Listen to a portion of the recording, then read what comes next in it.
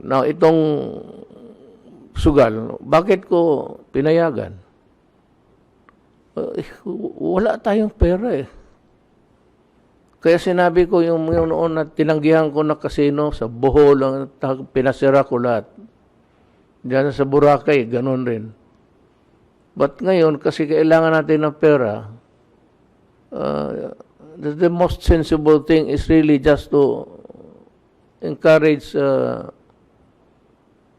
those activities, though it may sound not really repulsive, but maybe repugnant to lang,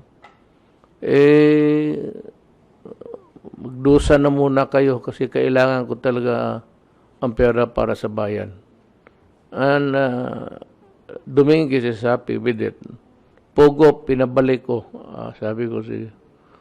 Ang akin lang, just pay the correct taxes. Yan lang ang magsugal kayo, may imbento ako, yes, go ahead. If you can win a lotto franchise, go ahead.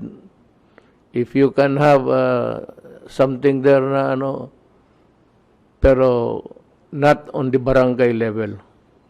Kasi walang control. Itong mga casino, may mga security guard na.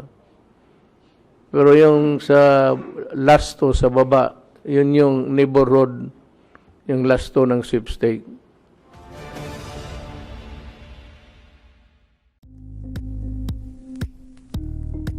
Thank you for watching Politico TV. Please like and subscribe to our channel for more videos.